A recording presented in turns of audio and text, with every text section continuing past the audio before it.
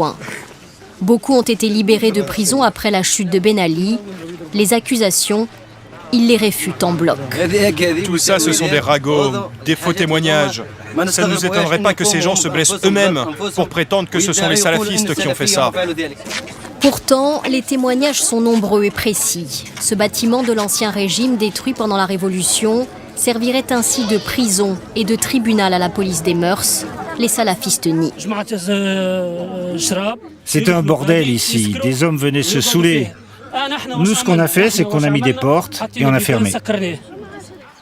Le cas de Sejnen reste isolé, mais les salafistes sont présents partout en Tunisie. Ils ont désormais leur mosquée, leurs propres écoles coraniques et n'hésitent pas à réclamer une Tunisie plus islamique. C'est le cas à l'université de Tunis. D'un côté, des étudiants salafistes, en face, les autres qui leur demandent de dégager. Les salafistes demandent des salles de prière au sein de l'université et le droit pour les filles de porter le niqab. Pourquoi on parle de démocratie lorsque nous on demande quelque chose qui est de notre religion, là ça ne devient plus de la liberté et de la démocratie? Deux visions de la place de l'islam dans une Tunisie qui découvre ses fondamentalistes. C'est des choses qui n'existaient pas du tout et on est surpris parce qu'on découvre nous-mêmes qu'on a ces idées en Tunisie en fait. Face au phénomène, le nouveau gouvernement tunisien, islamiste modéré, oscille entre prudence et ambiguïté. Les courants salafistes peuvent devenir dangereux si on ne les traite pas comme il faut. Mais on ne veut pas de confrontation et de violence avec eux, puisque nous la refusons de leur part.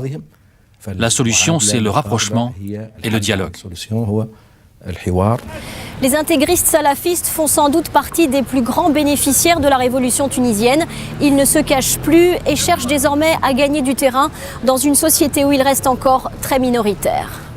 Robert Solé, c'est la nouvelle confrontation au sein des sociétés arabes aujourd'hui?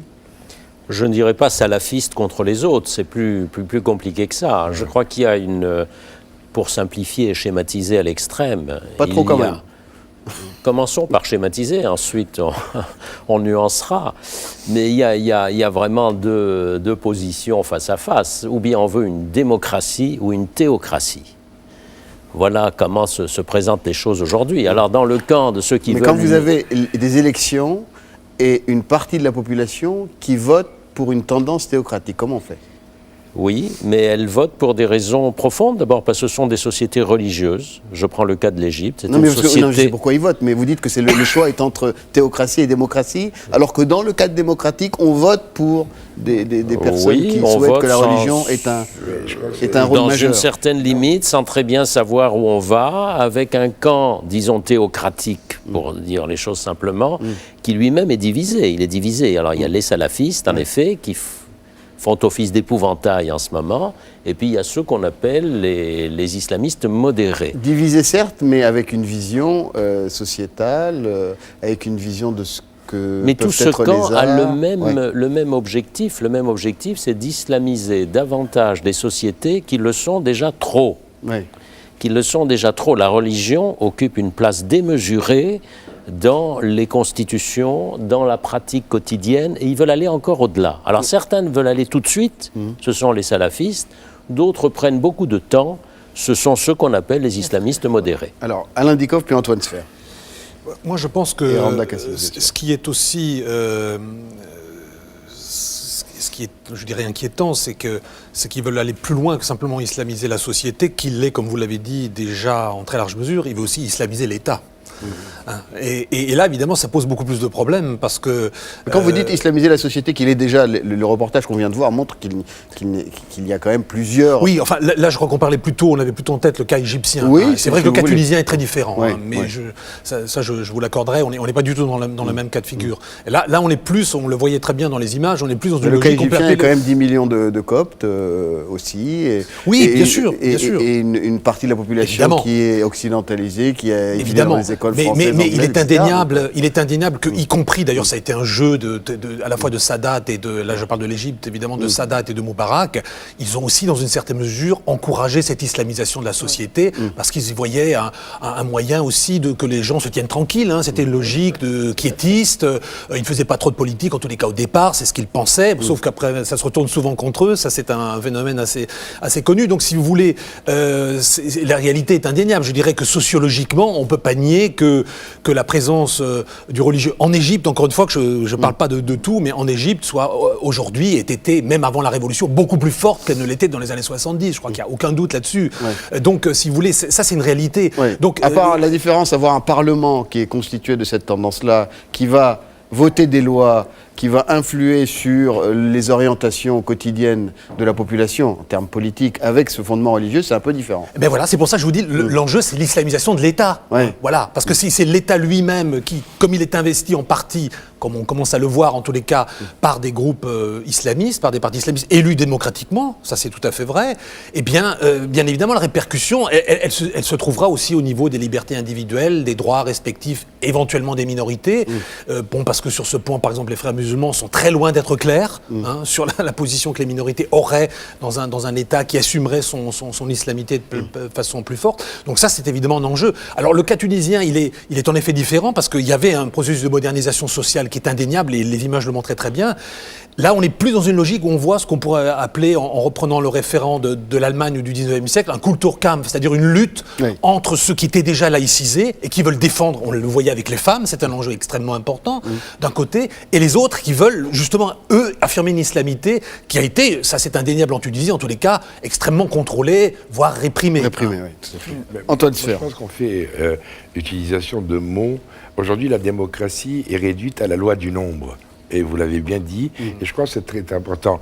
Hitler est arrivé, alors à ce moment-là, démocratiquement au pouvoir en 1933, ce qui est déjà gênant de le dire. Enfin, loi du nombre, organisation d'élections, oui, mais des tendances loi de partis, du nombre, etc. élections libres, tout ce que... Mais réduite à la loi du nombre, alors que la démocratie, c'est autre chose quand même, il faut quand même le préciser. Aujourd'hui, moi j'ai été frappé de voir en Égypte laïcité, le mot laïcité sur les murs, j'ai été frappé. Et ça, c'est important de voir la République.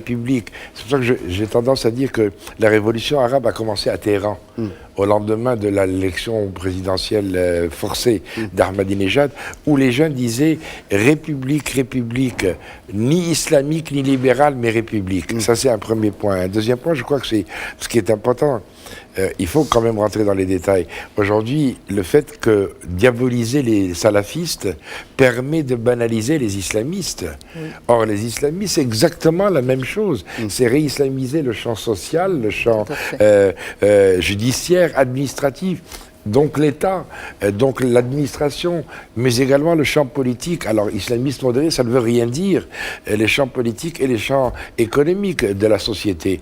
Et en Égypte, par exemple, le grand débat se tourne autour de l'article 2 de la Constitution. Vont-ils le garder ou pas? C'est-à-dire le Coran et la Sunna sont source de législation. Dans le pays. Les sources principales de la... C'est ce que demandent les islamistes tunisiens, d'instaurer dans la constituante, alors que la Tunisie est un pays arabe à majorité musulmane dans la constitution jusqu'à aujourd'hui. C'est ce qui risque d'arriver en Syrie, même si on donne l'impression d'ajouter l'épouvantail. Non, c'est des enjeux réels. C'est vrai.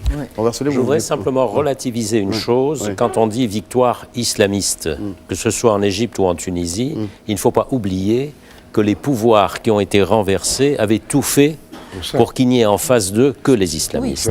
Donc je pense que ces élections ont été faussées de ce point de vue et que les prochaines élections, quand les islamistes auront été confrontés à des réalités économiques, parce que l'économie... À l'exercice du pouvoir, tout simplement. L'économie, on n'a pas beaucoup parlé d'économie, mais c'est essentiel dans tous ces pays, l'économie, le tourisme. Quand ils vont être confrontés à la rue qui a appris à prendre la parole, qui ne veut pas la lâcher, on verra dans 5 ans ce qui va se passer, parce qu'on n'a parlé que de choses très négatives jusqu'ici, mais il faut aussi souligner tout ce qui est positif depuis 1 an. Tout ce qui est positif, c'est une multiplicité d'initiatives, de groupements, d'associations nouvelles, qui ont du mal à s'organiser en partis politiques, mais qui font un travail social extrêmement important. Et puis, le fait que les questions, on parlait de laïcité, sont désormais sur la place publique. On débat publiquement de la situation des Coptes, on débat publiquement de la laïcité, de la Constitution. Ça, c'est nouveau et c'est très important. Randa Kassis. Oui, je suis tout à fait d'accord avec messieurs, mais aussi il faut préciser que l'expansion du fondamentalisme est due aussi à la rupture de communication entre les jeunes et les guides intellectuels et qui ont su que eux, les islamistes, ont su bien profiter de cette rupture et ils ont bien... les intellectuels n'avaient pas non plus la liberté de parole bien sûr, parce que qu'ils auraient pu avoir dans une démocratie. Il y a eu tout à fait normal avec ces régimes-là, il y a eu un vide politique plus... quelque part, voilà, que les intellectuels sont été dans un ghetto quelque part. Alors c'est pour ça, de toute façon, il y a eu cette rupture aujourd'hui. Mais il faut aussi préciser que l'Internet aujourd'hui est en train de réaliser quelque chose de très important. Aujourd'hui, avec l'immédiateté d'Internet, permet à ces deux de se communiquer ensemble et permet aussi aux laïcs arabes qui croient de toute façon aux droits de l'homme, qui lutte contre toute action basée sur l'asservissement de l'individu. Aujourd'hui, ils sont conscients de coopérer ensemble, de travailler ensemble et aussi de reconquérir ces jeunes, ces masses. Alors c'est vrai, il y a la question de l'immédiateté.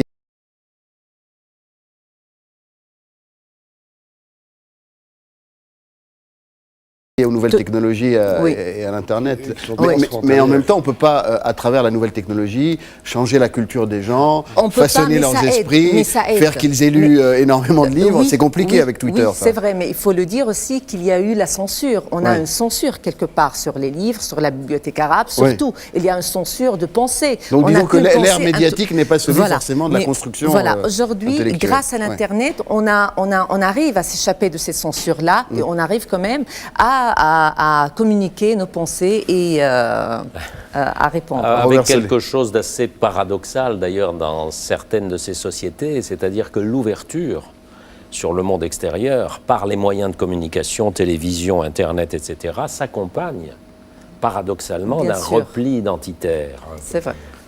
Parce qu'il n'y avait pas le décryptage de tout cela. C'est arrivé de manière extrêmement soudaine. Et oui, et c'est tout le problème de l'éducation dans ces sociétés. 40% encore d'analphabètes en Égypte, qui est une question centrale. Il va falloir reconstituer, refaire complètement le système éducatif. Et ça va demander du temps. Sur les aspects culturels qui vous sont chers, Robert Solé, on a appris par exemple la condamnation du grand acteur égyptien Adel Imam à 3 ans de prison. Ce qui est une absurdité totale. Adel Imam, c'est un grand acteur. Et c'est un avocat salafiste qui a réussi à convaincre une cour, un tribunal, lequel tribunal a cru devoir se mettre dans le vent et condamner Adel Imam. Mais c'est ridicule et c'est absurde. Oui, mais est-ce que justement ce n'est pas le début d'une tendance qui va toucher les arts, la création, la créativité? Et c'est ce paradoxe qu'on note, c'est-à-dire que la révolution a eu lieu... C'est une confrontation qui a commencé. On a vu l'autre jour en Égypte, au Caire, des milliers d'artistes, d'intellectuels descendre dans la rue préventivement en disant « Attention, nous tenons à notre liberté ». On assiste au début d'une confrontation. Parce qu'on a vu une grande créativité au moment de la Révolution. Oui, parce qu'on n'est pas passé en un jour, si vous voulez, du noir au blanc. Une société comme la société égyptienne, ça fait des années qu'elle évolue. Ça fait des années que les gens commencent à prendre la parole, que la presse commence à se libéraliser. On n'est pas passé d'une dictature à la liberté. Ça ne s'est pas passé en un jour. C'est le résultat de tout un travail. Ni en 18 jours, d'ailleurs. Oui, ni en 18 jours. C'est le résultat de tout un travail qui dure depuis plusieurs années. Cette composante, cette donnée islamiste avec l'aspect également salafiste, est-ce qu'elle va également changer les relations régionales, notamment avec, pour ce qui est de l'Égypte, le voisin israélien? Pour l'instant, c'est assez difficile de le dire, puisqu'ils viennent d'arriver et il faudra voir comment ils pourront peser sur le pouvoir. Ce que je peux vous dire, c'est que, évidemment, au niveau de leur rhétorique, comme vous pouvez l'imaginer, ils sont extrêmement critiques sur, en particulier, le traité de paix israélo-égyptien de 1979. Pour moi, la question centrale sera quelle sera la place de l'armée dans les années à venir. Si l'armée continue en Égypte à avoir un rôle relativement important, je pense qu'il n'y aura pas de menace fondamentale sur le traité de paix. J'ai l'impression que cette armée est soutenue justement par Israël pour rester au pouvoir, parce qu'elle est aussi un garant de cette stabilité, du respect des accords internationaux. Mais c'est certain que pour eux, c'est un garant d'une certaine stabilité, ça c'est évident. Ouais.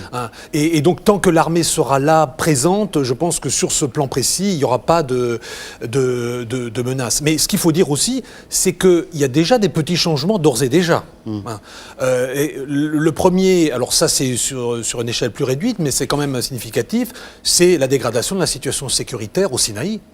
Il y a un oléoduc qui amène du gaz d'Égypte en Israël depuis les années 80. Il a été saboté à plusieurs reprises. Oui, parce qu'il est fondé sur un contrat qui est, selon les Égyptiens, inégalitaire. Oui, alors il y a en partie ça. Il vend le gaz à un tiers de son prix à Israël. Mais le sabotage n'a rien à voir avec ça. Un contrat, ça peut se renégocier. Le sabotage est à l'évidence le fait d'éléments qui sont au Sinaï, de Bédouins et d'ailleurs d'une minorité palestinienne qui s'y trouve aussi, qui utilisent un peu une vacuité du pouvoir. Ils étaient déjà présents et actifs avant, il faut le dire. Mais ils profitent évidemment aussi de cette désorganisation de la transition pour marquer quelques points. Et ce point est quand même important, en tous les cas pour les Israéliens, 40% du gaz vient de cette source-là. Donc ça veut dire que ça a des répercussions immédiates pour eux. Donc là, il y a déjà un élément qui a changé. Deuxième élément, il est politique.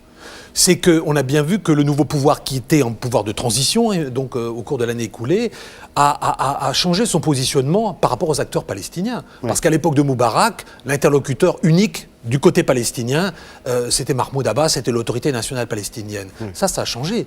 C'est-à-dire que... Avec quand même une volonté de réconcilier les deux, qui avait déjà été entamée. Oui, bien sûr, mais qui n'a jamais abouti. Les deux tendances palestiniennes. Qui n'a jamais abouti. Elle a abouti en 2011 parce que, justement, le pouvoir transitoire en Égypte a cherché à dialoguer avec l'ensemble des partenaires palestiniens, y compris le djihad islamique et le Hamas. Et alors, évidemment, dans un contexte régional aussi, où la Syrie rentrait un peu dans le background. Mais ça, c'est aussi un élément qui change un peu la donne, si vous voulez. La réouverture du point de Rafah entre la bande de Gaza et l'Égypte, tous ces éléments sont des signes que, quel que soit le poids que les islamistes, que les frères musulmans en particulier, auront dans la formulation de la politique étrangère, la politique étrangère, les relations, si vous voulez, égypto-israéliennes ne seront plus les mêmes à l'avenir. Ça me paraît une évidence. Robert Solé. Oui, Moubarak était important pour les Occidentaux parce qu'il était un médiateur entre les Palestiniens et les Israéliens et un médiateur entre les Palestiniens eux-mêmes. Moubarak tombé, reste l'armée. L'armée ne veut pas faire la guerre à Israël, sait que ce serait catastrophique, il n'est pas question de remettre en question la paix. Mais on peut remettre en question le traité de paix, les modalités du traité de paix. Et là, être soutenu par l'ensemble quasiment de la population égyptienne, islamiste ou pas islamiste, qui n'en peut plus des humiliations subies que font subir les Israéliens aux Palestiniens, aux Arabes en général. Alors ils seront soutenus par la population, mais pour aller jusqu'où ? Jusqu'à la remise en question de quelques modalités du traité de paix, des pressions sur Israël, mais pas la guerre. Pas la guerre. Oui, ça relèvera, ça s'articulera aussi sur le contrat de gaz, les éléments. Moi, ce qui m'inquiète beaucoup régionalement, c'est un peu l'autisme des gouvernants israéliens par rapport à ce qui se passe autour d'eux. On dirait qu'ils sont dans l'attentisme. En même temps, la situation n'est pas très claire. On ne peut qu'attendre. En général, Israël anticipait. En général, Israël était le référent pour les autres populations. Même vis-à-vis de l'Iran, vis-à-vis de toute la région. Je suis sidéré par l'absence d'hommes d'État en Israël. Où sont les Golda Meir, enfin, je commence par une femme, où sont les Golda Meir, les Abba Eban, les Moshe Dayan. Les Moshe Dayan étaient célèbres, avaient une autorité dans les pays arabes beaucoup plus importante qu'en Israël même. Où sont les Lévi Eshkol, les Rabin, même les Sharon. Aujourd'hui, on a l'impression d'avoir affaire à des gestionnaires, comme si Netanyahou est un Américain qui vit en Israël. Il a vécu, c'est vrai, de l'âge de 7 ans à l'âge de 45 ans aux États-Unis, mais il n'y a plus ce... j'allais dire, Golda Meir avait l'habitude de dire le plus petit des chefs d'État arabes qui s'assierait avec nous à la même table, on court, on vole, on nage. Et là, on dirait qu'il y a un autisme total. Il y a un plan de paix arabe soumis par les pires, c'est-à-dire par les plus archaïques, les plus rétrogrades, les plus littéralistes, c'est-à-dire les Séoudiens. En 2003, ça fait 8 ans. Et c'est pas qu'il y a eu une réaction négative, même pas de réaction. Rien. Et moi, j'ai très peur de ça. Je n'ai pas forcément envie de faire référence à une déclaration récente d'un homme politique français, mais est-ce que vous pensez, pour finir cette émission, qu'il y a des différences, en tout cas que toutes les civilisations ne se valent pas, Robert Solé, vu qu'on a parlé de modèle de société, de droit? Je n'aime pas ce mot civilisation, je parle des cultures. Oui. Il y a des différences culturelles, il y a des confrontations culturelles entre les sociétés, et on l'a vu tout au long de cette émission, dans une même société, il y a des confrontations sur des idées, sur des principes, sur des modes de vie. Donc voilà, il y a un vrai débat. Mais je ne parlerai évidemment pas de civilisation. Ouais, qui sont plus longues sur l'histoire, oui. Alain Dikoff. Non, moi je crois que c'est aussi un débat qui est complètement faussé quand on rentre dans cette logique de civilisation. Mais par contre, pour moi, je serais absolument d'accord avec Robert Solé. Le point important, c'est les divisions qui peuvent émerger à l'intérieur des sociétés. Et on voit bien qu'elles émergent, alors évidemment de façon très variable selon les cas, parce que l'historicité des sociétés est tout à fait différente. Le rythme, le contact qu'elles ont pu avoir avec la modernisation a été très variable. Mais je crois que c'est ça le point important. Et c'est évident que c'est un des enjeux aussi de ces révolutions. Randa Kassis. Oui, c'est vrai qu'il y a des différences entre des cultures et dans la culture même. Mais je crois que si on arrive à dépasser ces différences, les différences entre individus, on arrive quand même à des valeurs qui sont quelque part universelles. Et pourquoi pas, peut-être un jour, nous arrivons quand même à raccourcir ces distances existantes qui séparent ces cultures. On va terminer avec le scepticisme d'Antoine Sfer. Oui, tout le monde il est beau, tout le monde il est gentil, ça, c'est un discours que je... Non, mais on peut s'accorder sur quelques valeurs communes. Non, mais attendez, c'est pas une mauvaise idée. Précisément, oui, je crois que M. Guéant a utilisé à bon escient le mot civilisation. Il avait envie de provoquer, il a réussi. Mais la réaction est terrible. Ce qu'il a dit, c'est pas... Toutes les Rappelez-vous quand même que Nicolas Sarkozy, au début de son quinquennat, a parlé de civilisation. Lui, il a dit entre ceux qui veulent un état de droit et ceux qui ne veulent pas. C'est vrai, je ne partage aucunement des valeurs avec les intégristes catholiques, les Lubavitch juifs et les fondamentalistes et intégristes musulmans. Aucune possibilité de partager les mêmes valeurs, premièrement. Moi, ce qui touche au fondement de la République, c'est-à-dire la citoyenneté, l'égalité, la solidarité et la laïcité, je n'ai pas de partage avec eux. Alors, ce sont des principes et pas forcément une civilisation. Non, bien entendu, on a dit ce qu'on a dit. Merci Robert Solé, merci Alain Dikoff, merci Randa Kassis, merci Antoine Sfer. Merci à vous. Nous nous retrouvons la semaine prochaine pour un autre Toutes les France. Au revoir.